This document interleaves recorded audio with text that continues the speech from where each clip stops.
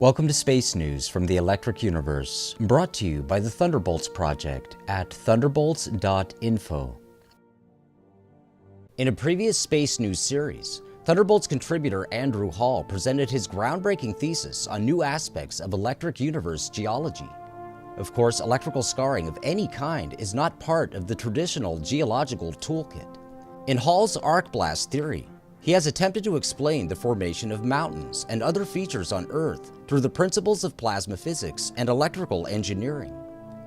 In this episode, Hall explores the possible role of electrical discharges in earthly volcanism.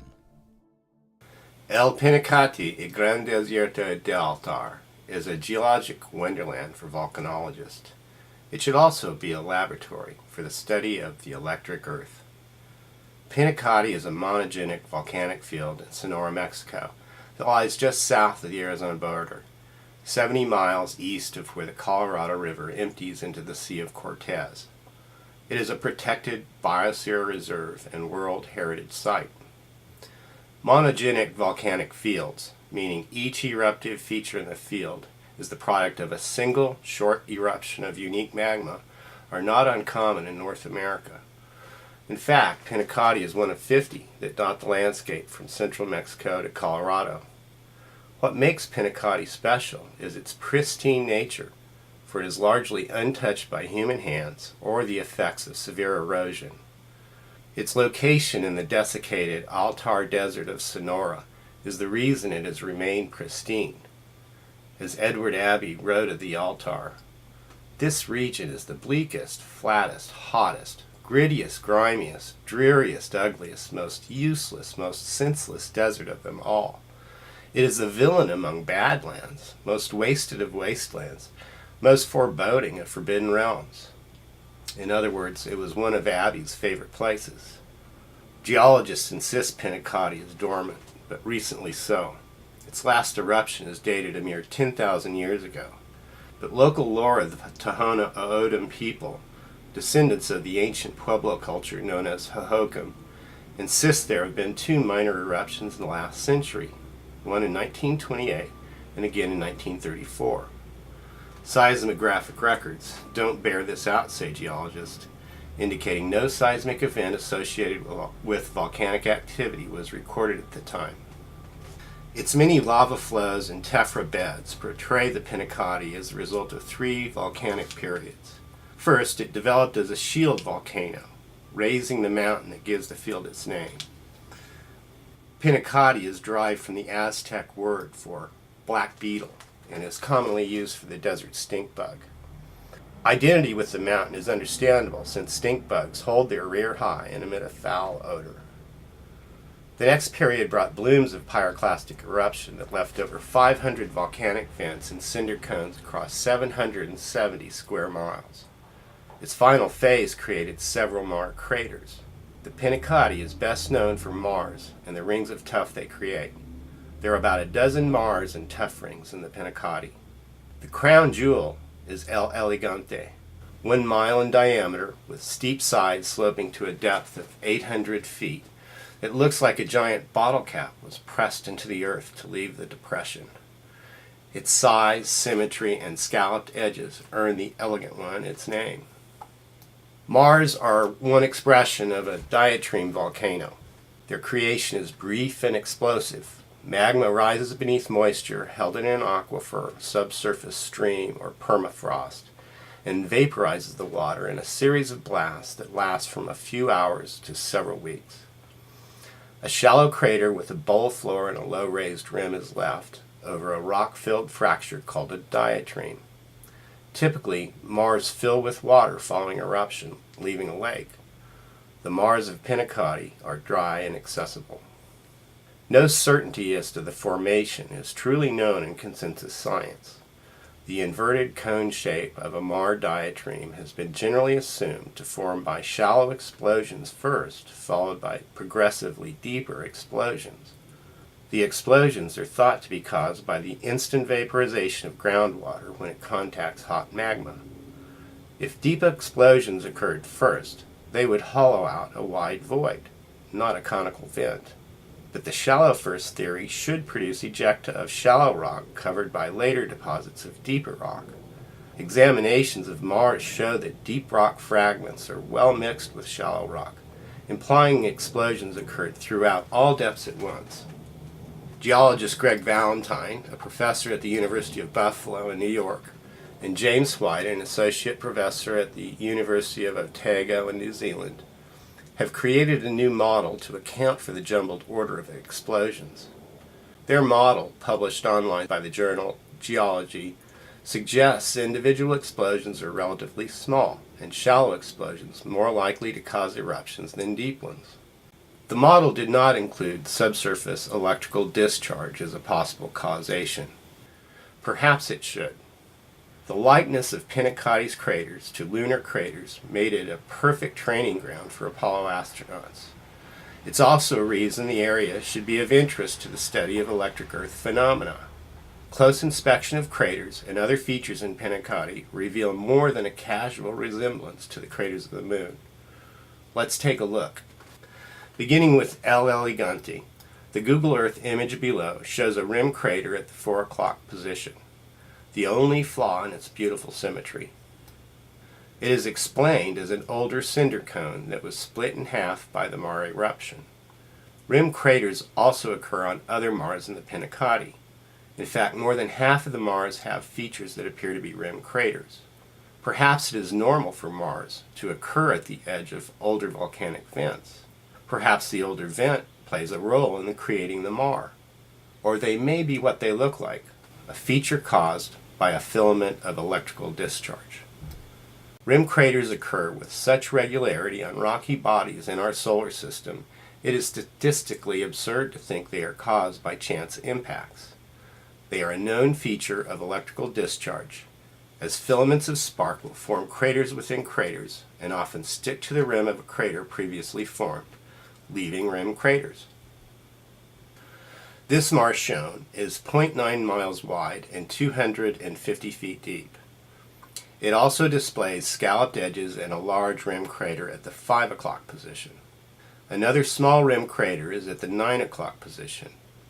Most confusing, assuming the consensus science view of how Mars are created, is the small tuff rings in the floor of the crater beneath the large rim.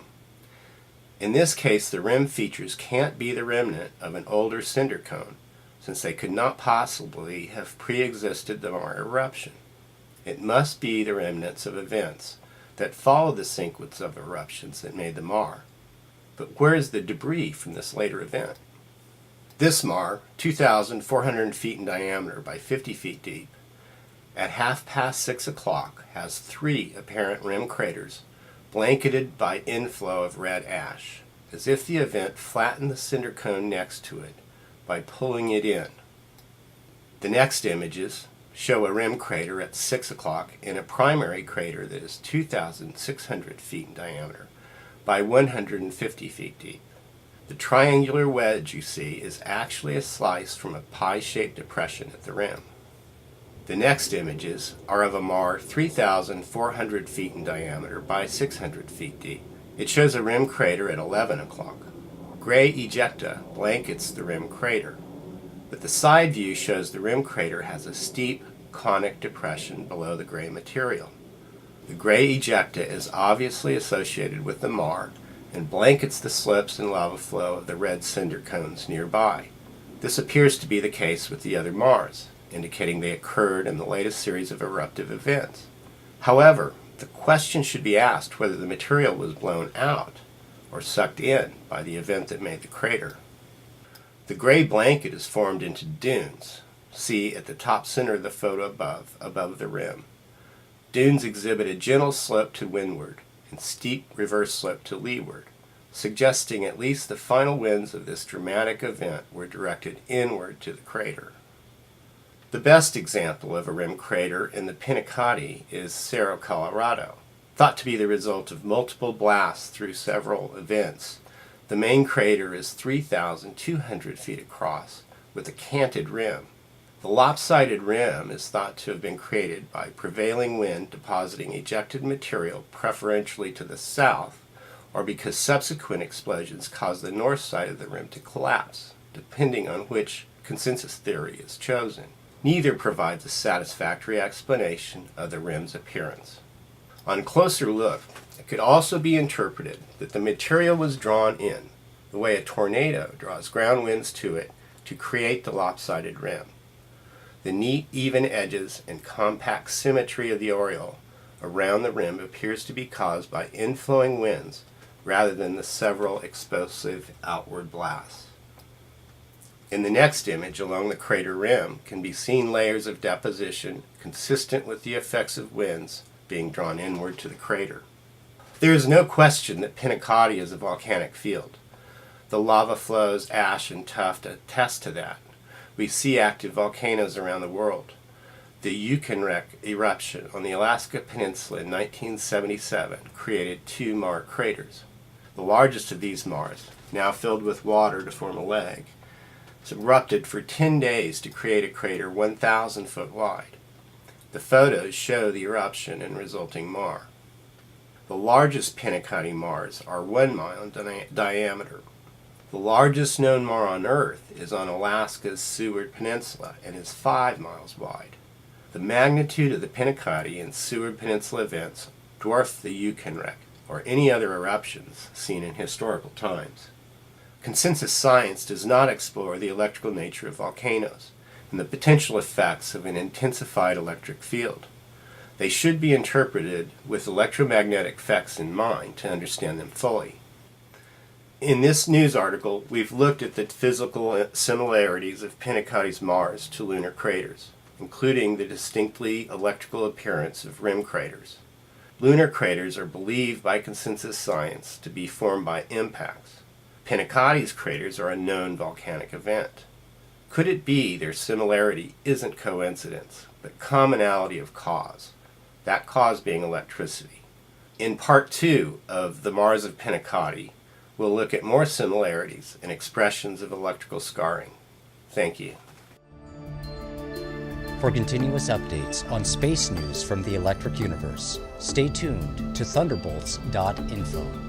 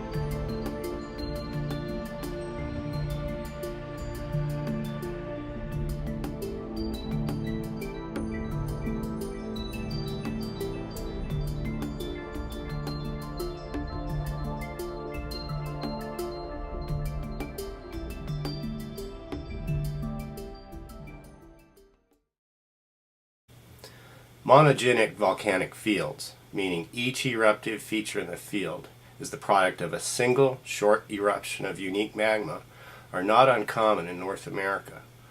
In fact, Pinacati is one of 50 that dot the landscape from central Mexico to Colorado. What makes Pinacati special is its pristine nature, for it is largely untouched by human hands or the effects of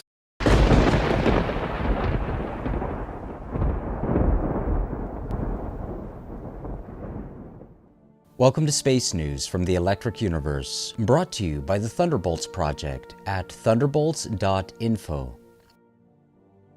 In a previous Space News series, Thunderbolts contributor Andrew Hall presented his groundbreaking thesis on new aspects of electric universe geology. Severe erosion. Its location in the desiccated Altar Desert of Sonora is the reason it has remained pristine. As Edward Abbey wrote of the Altar, this region is the bleakest, flattest, hottest, grittiest, grimiest, dreariest, ugliest, most useless, most senseless desert of them all. It is the villain among badlands, most wasted of wastelands. The Altar is a geologic wonderland for volcanologists. It should also be a laboratory for the study of the electric earth. Pinacate is a monogenic volcanic field in Sonora, Mexico, that lies just south of the Arizona border, 70 miles east of where the Colorado River empties into the Sea of Cortez. It is a protected biosphere reserve and World Heritage Site. Of course, electrical scarring of any kind is not part of the traditional geological toolkit. In Hall's arc blast theory, he has attempted to explain the formation of mountains and other features on Earth through the principles of plasma physics and electrical engineering. In this episode, Hall explores the possible role of electrical discharges in earthly volcanism. El Pinacate y Gran Desierto